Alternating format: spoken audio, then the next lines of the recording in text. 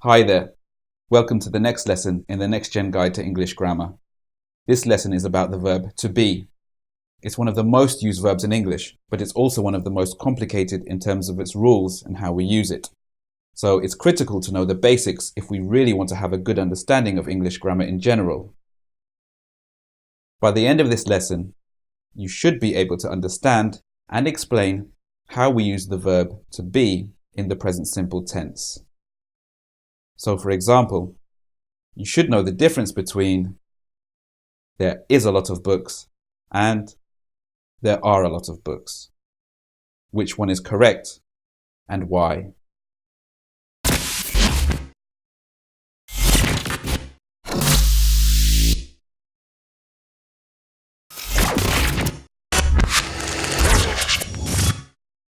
As we've already discussed in previous lessons, sentences in English need a subject and a verb. So the subject and verb have a special relationship and have to be together at all times.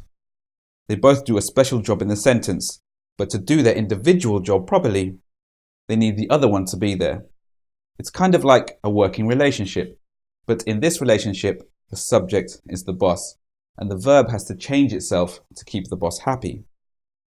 So when we use the verb to be in the present simple, which form we use depends on the subject that it goes with.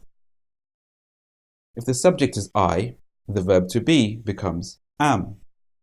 I am or I'm. If the subject is you, a we or a they, to be becomes are. You are or you're, we are or we're, they are or they're. If the subject is a he, a she or an it, then to be becomes is. He is or he's, she is or she's, it is or it's. Now here, every subject that we're using is a pronoun. We generally use pronouns to act as a replacement for the name of the thing that we're talking about. So for example, instead of saying John, Richard and I are students, we might say we're students. And instead of saying Julia is on the phone, we might say she's on the phone. So these pronouns, I, you, we, they, he, she and it, cover every type of subject that we can have.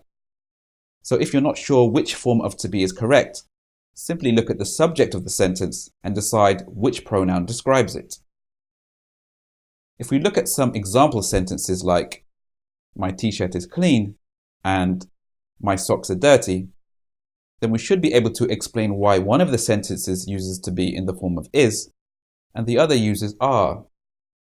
In the first sentence, my t-shirt is clean, the subject, my t-shirt, is a single object. If we were to replace it with a pronoun, we would use it. And when the subject is it, be becomes is. Likewise, in the second sentence, the subject is my socks. Naturally, my socks are more than one, so the pronoun would have to be they. And when they is the subject, to be becomes are. If we go back to our lesson objectives, we had two example sentences.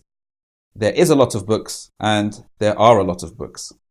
So as is the general rule, we look at the subject to determine which form of to be is correct. In these sentences, the subject is books, which, like socks in the previous example, is plural or more than one. So we describe them as they. So the second sentence is correct. There are a lot of books. Now, when it comes to this example, it may not be as clear-cut as it seems. We have there is, which we use for singular objects, and we have there are, which we use for groups. However, we also have theirs, which can be used for both singular and groups in informal English. So while there is a lot of books is undoubtedly not correct, the very similar sounding there's a lot of books is a sentence which is generally accepted as being correct in informal English. But if you're in a formal environment or writing a formal letter or email, then the general rule of always using are for groups applies.